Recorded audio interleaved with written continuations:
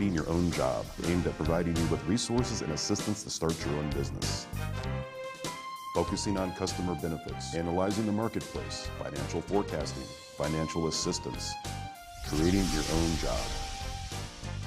Welcome to another edition of Creating Your Own Job, a series that is devoted to trying to present topics and experts that will help you start a business or grow a business that you've already started.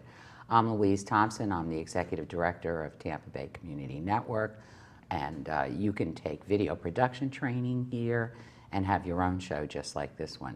Today our topic is PR planning, public relations planning, and we have with us Marcia Austin, who's the Senior VP and Director, U.S. Health Providers, HillKnowlton Strategies. Welcome, Marcia. I'm so glad you could be here. Thank you. And Noelle Anderson, who's a Principal and President of True Blue Communications. Welcome to you, Noelle. Thank you. Why don't you just start off by telling the viewers a little bit about your companies and what you do there? Okay. HillKnowlton Strategies is a global, international public relations firm. We serve clients of all kinds and consider ourselves an integrated marketing firm. So we do public relations, we do a little bit of advertising, graphics. We have a considerable research department. I specialize in healthcare. I do nothing but healthcare provider. So I work with hospitals and long-term care and physician practices, do some government work that's related to healthcare. And I have been with HillKnowlton 20 plus years, which is pretty amazing for agency work. Well, pretty amazing because you're not even that old.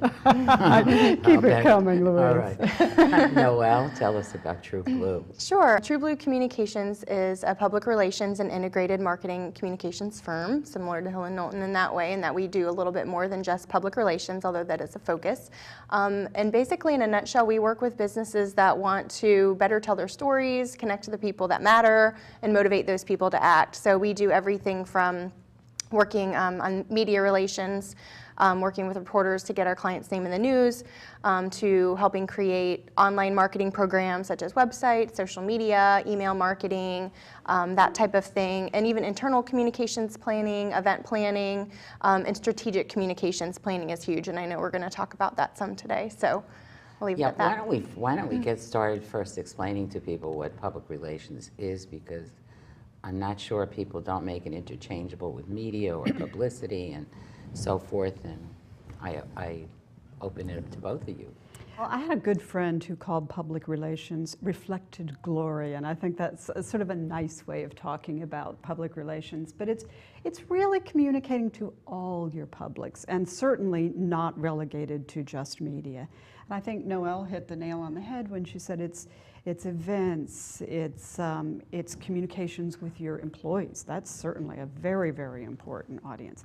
It's often communication to public officials, it's all the audiences that are really important to you. It's the power of communicating with those audiences and mobilizing them to do the things that are in their best interest and, of course, in your company's best interest. Want to add to that? I think that was really well said. I think there are a lot of misperceptions or misunderstandings about what public relations is, like you mentioned, and I sort of liken it to a lot of people think public relations is sending out press releases, and I say, well, that's like saying accounting is sending out invoices. It may be one function of that, but public relations really is a management function that needs to be very strategic, well planned, well executed, and then monitored and evaluated as you go. It's not just blasting out one or two things or focusing on very specific activities. It's a whole management function. So I think Marcia touched on this, but maybe we should get more specific.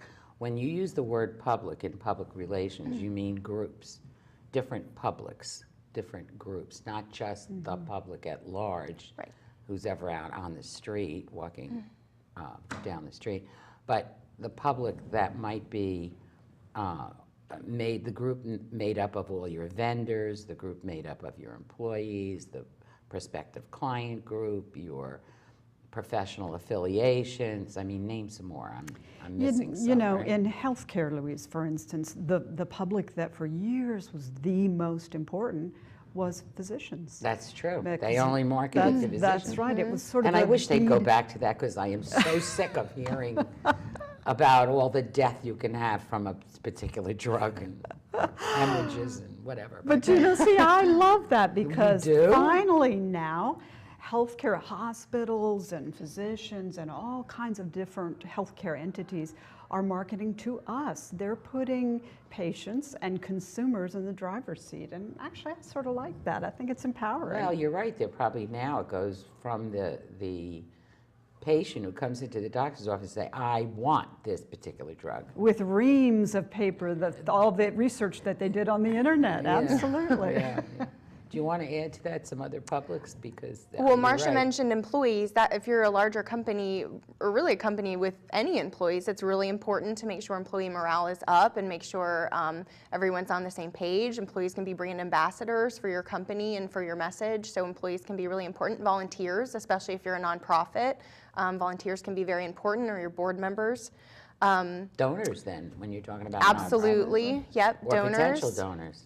Exactly. A whole other little group. When you make a plan, you have to make a plan keeping in mind all those publics, all those different groups, correct? Yes. And so if you're starting a business, you have to be looking at how many things.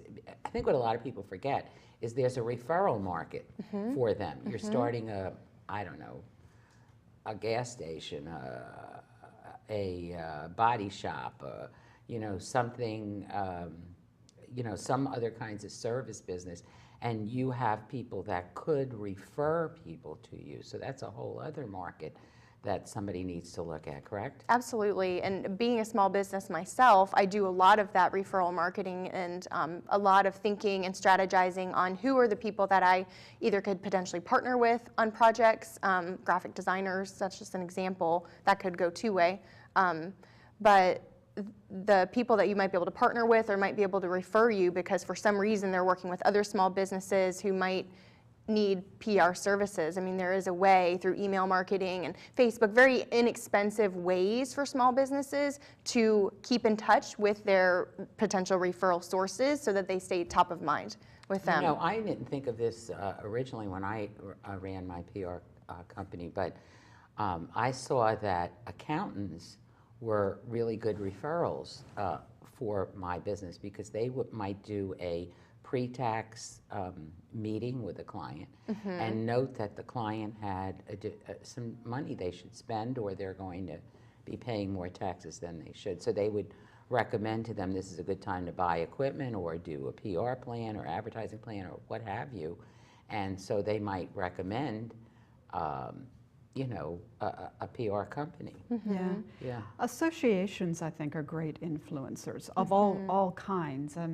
The associations that any small business would belong to then can turn around and be great referral sources. Like you're now with the PRSA, right? Exactly. Yeah. Yeah, I'm very active in the Public Relations Society of America, and that's been very helpful because now I'm able to, I've had very strong partnerships with other people that I've met through PRSA. Yeah.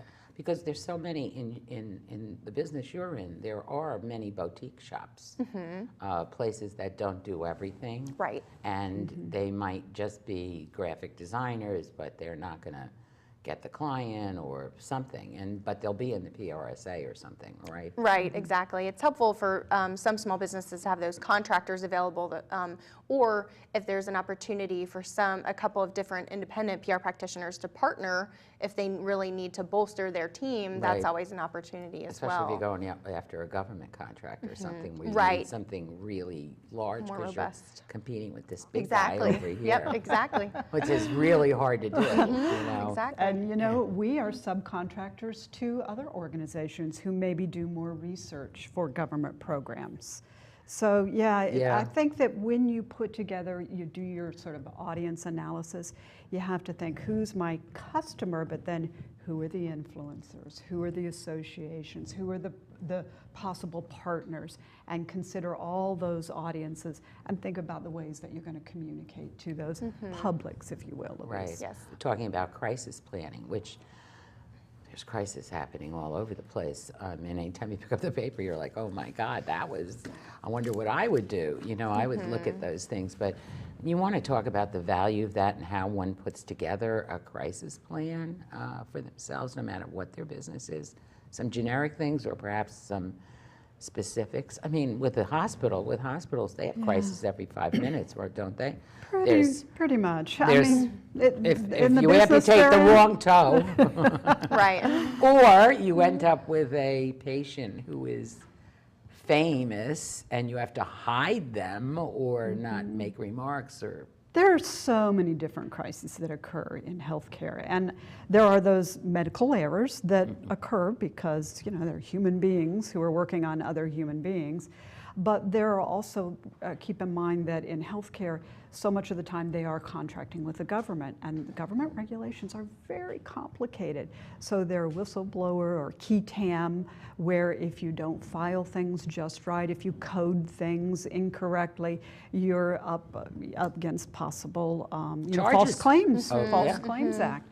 So, but I think the crises really range in all of healthcare and the corporate world, from things that may seem very innocent to the very serious. And it can be things like sexual harassment, it can be union, it can be any kind of a lawsuit. It can, sometimes they are operational, and sometimes I think they are reputational, and it can be competitive slander. But these all can become crises if they're not handled well. So I typically tell my clients, what are the things that you think are going to, they could happen, they're very likely, and let's plan for those. Do you and catastrophize, in other words? Let's do, catastrophize. We do what is the simulation. worst thing that could happen in your business? That kind of we thing? do simulation training, and we say, let's take the very worst and let's train for that. But then somewhere in between the worst case scenario and the best possible outcome is probably where it will end up. And let's mitigate the worst case, and let's try to go towards that best case scenario.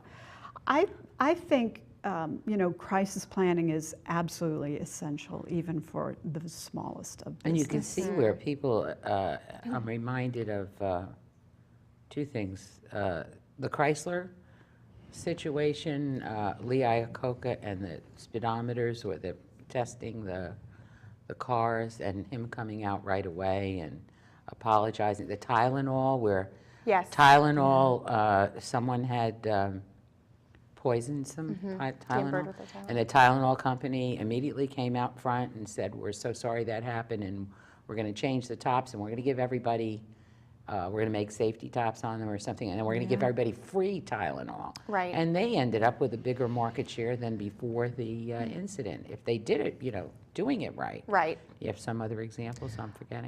Well, even just for small businesses, just like Marcia suggested, I think that every small business owner needs to make a list of all of their worst case scenarios. These are, really be creative with thinking, if you're a pest control company and you have people going into people's homes, what would you do if, a client accused someone of inappropriate behavior, one of your employees? Or what if you're that same pest control company and you're driving down the road and you have a tank of, say, pesticide in the back, and somebody hits you and it spills toxic chemicals all over the, road? True. What are you going to do? So I think really taking some time to brainstorm or work with a PR professional to go through all the worst case scenarios and work through what are we going to do if this happens will be very valuable, because when that crisis hits and you're trying to react quickly, it's hard to plan on the spot like that. So at least if you have a plan in place beforehand where this is who we're going to call first, this is what we need to do next. It might not exactly happen that way, but if you have something to go on, it's a lot better than trying to come up with things on the fly. And the other thing I'll add too is that if you're able to identify some of those worst case scenarios and possibly change some things operationally that will help you to prevent the crisis from happening in the first place, that's always obviously the ideal situation. Well, but getting hit in the back. Right. Sometimes you can't control it, obviously. Let's sponge off all our trucks or but something. Sometimes there might be potential, the ways that certain things are set up in the organization or something that's going on as a process thing, that if you eliminated it or you made a revision or something like that, it might eliminate some of those potential crises.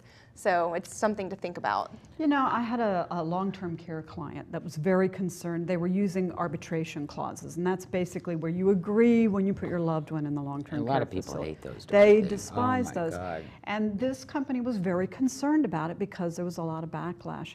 And they, in fact, took what they thought was a potential reputational crisis, and they used it as an issues management way to position themselves as leadership. They said, we want people to really understand what the arbitration clauses are about. And they actually went out and did education on arbitration clauses. Oh, so they didn't take them away, they just showed people why they were of value. That's right. They took something that had a potential negative that they were actually worried about, and they used that as a leadership position for them. So I think that's another thing that small businesses can do is if it's something that you're worried about, see if you can turn it around and actually use that as an opportunity to position yourself as a leader within your industry.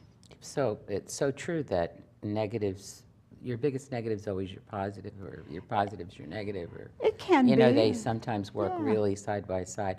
One of the things that I'm aware of that a lot of people aren't, I think, is that it's best to go out and tell the best side of your service and story and person, because if something's going to happen, a crisis, a negative thing, that will always get in the paper.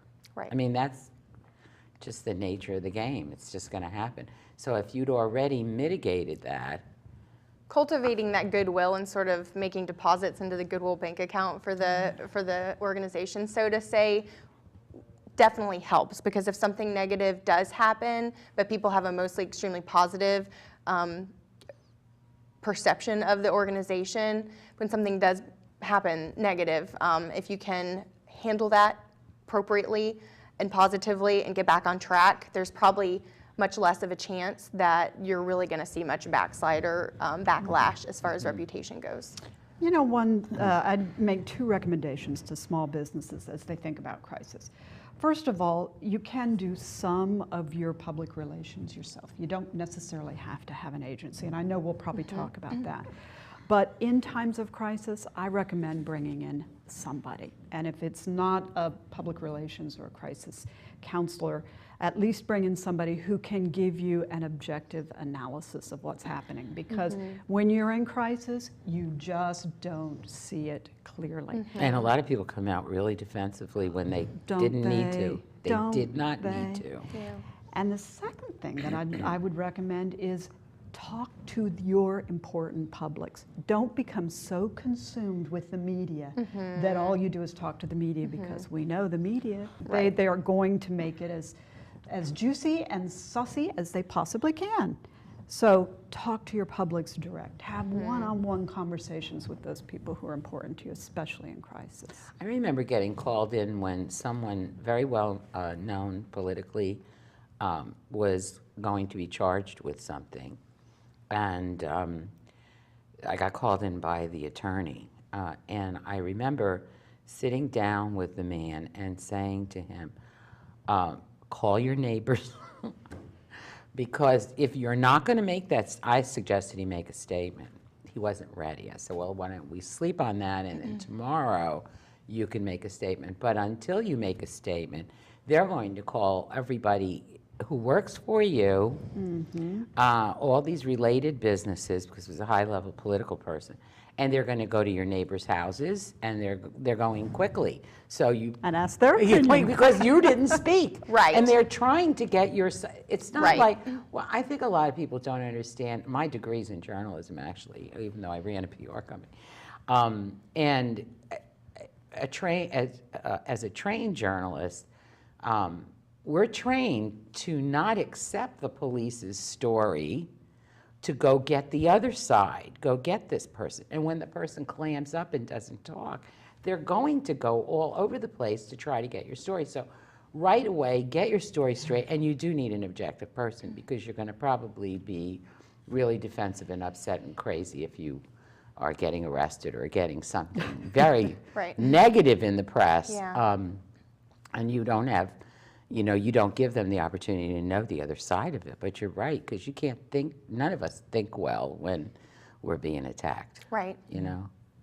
Yeah, and on the topic of crisis, it is always good to provide information whenever you can, but one thing I would always caution is that you don't want to be in such a hurry to react that you're conveying false information, or the statements that you're making are based on false information. So you just want to make sure you have all of your facts correct because if you're going to make a statement that then turns out to be based on something that wasn't really the case, then you're going back and cleaning up that mess. And Which is even worse. Yeah. Which could be worse. Which is worse, because now it looks like the cover-up. Exactly. So even if you can say, and I've been in crisis situations where this is the case because we don't know enough to say anything yet to the media really that's going to really give them what they want, but if we at least say, you know, the FBI is involved right now, we've done X, Y, Z, whatever is completely factual, and we'll release more information as it's made available. So at least you're not putting your head in the sand, but you are also not speculating on what is going on and not putting yourself at risk of conveying information that may not be completely accurate. Yeah, you're right, because so much of, well, we've seen this politically, so much of the problems people have had politically in the last few years are a result of them first coming out trying to cover it or do something with it before they realize what other people have already. Candor is so important. I mean, you'll be found out. Right, You especially have to these be days honest. with citizen journalism and 24/7, you know, the digital media, and everyone has an iPhone or a Droid taking pictures and, you know, tweeting. I mean, you can't hide. Transparency is here to stay. You think so, huh? Yeah. Okay, I was just reading in this morning's paper that our Attorney General approved going in and getting the phone records of journalists. Did you see that? It's just scary, scary, scary business. I mean, you're right, because stuff is going to come out that nobody wanted out, like maybe the people's sources and other kinds of things where they were, because I think they're trying to stop some leaks, which obviously, you know, people in some offices are smart enough to put leaks out, right? Because they want to test the water. Of course. Before Trial balloon. Yeah, there's a trial balloon, right? A leak is a trial balloon. Oh, is that a synonym? Okay, in case I ever get on Jeopardy, which I never will, but in case I should ever get there, I now know trial balloon is the same thing. Okay, I got you. So let's talk about you mentioned this for a minute, even though you should, in many cases, you don't need an agency. You should bring one in when it looks like you might not be able to do that one on your own. I don't know if you can tell when is that time, or here's another one, who's responsible ultimately for the PR of a company? I think it depends on the size of the company. You know, if it's a larger client, they'll have a whole PR department. But when you say who's responsible, it is very important, of course, for that PR department to make sure that everybody knows they're responsible for the brand, that they are that company, and everything that they do has a very large bearing on that company. So that's why when we talked earlier about employee communications and internal communications being so important, I think that's the reason. What about the idea that if you could have multiple people in your organization, and you said a whole PR department, for example, but that there should probably be only one voice speaking, because people don't all say things the same way. What about that? Usually, I think that usually one spokesperson, especially, at least if you're following a particular issue. So in some organizations, if it's large, one person, say a legal person, might be a better spokesperson for some things, while if it's in healthcare, the hospital administrator might be a better spokesperson for something. So I think it can depend, but as much as you can try to funnel that through one person, especially for one particular issue, I think you're going to be on a good track with that. I think that's so in healthcare. Yeah, and I think it's really important in a small business, because to some degree, the small business owner can become the persona of that company. And typically they have a really strong passion, and there's a level of authenticity that will come through as that spokesperson. So I think it typically is better to have a single spokesperson, unless it's a large company with lots of different divisions and lots of different products and services, and they need the right spokesperson for that product. Both of you train companies in how to do PR, right? I mean, but could you convey a few of the things that you would say if you were consulting with one of the companies that might be watching our show right now? about what they need to know, besides everything else you've already brought up. I know you brought up a lot of things. I think for me, if I would boil it down to something really simple, it would be think about your audience. Put yourself in your audience, and once again, your public. Put yourself in their shoe and try not to just tell them what's important to you and your company, but make sure that it's relevant and meaningful to them. I think that would be the essence of what I'd say. I think that's a good tip. And beyond knowing your audience, think through the messages that you're conveying to each of those audiences, because that's going to be different. What you communicate and how you want to connect with one public might be different with another. So I think being really strategic and starting with know your audience, but then what do you say to your audience and how are you going to say it to them, or how are you going to get that message to them is really important. Thinking through that strategy and building one step on top of another. And if I could just add, Noelle Please. said it at the beginning, and that is measure. It is a science. We Right. like to think of it as an art, but it is a science. So know what you want to achieve and then measure how well you're doing so that you can modify if you need to. Right. And it's pretty hard to do. I mean, unless you're doing like an independent survey or something of Right. the reputation of this company, and then after we do this program, how does it change, that kind of thing, is what you're saying. Yeah, it can be hard to do with PR. I mean, more so than probably marketing if you're just basing it on sales. But there are things that you can do. I mean, a good example that I give to small business clients, because this is a free tool that they can use, are Google Analytics on their website. So if they have Google Analytics on their website and they send out a press release that gets picked up by the news media, and all of a sudden they see that their website traffic has tripled Increased. that day, then you can pretty much think that at least the press release and the PR efforts and the publicity in that case was helpful in increasing awareness and getting people to your website. Whether or not it drives sales, that would be a more complex issue, but that's one easy way to put a measurement in place. And you're for a probably small just business. saying really good heading. I want to thank both of you. I think we've run out of time. Appreciate your coming and talking to us about your levels of expertise, your areas of expertise. I'm sure the viewers did too. And we'll see you next time. Thanks for tuning in.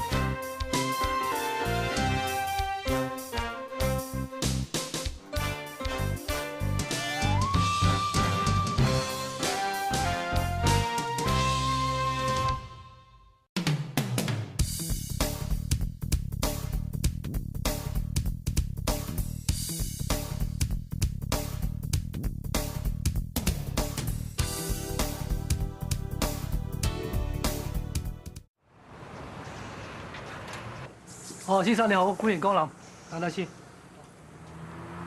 該晒。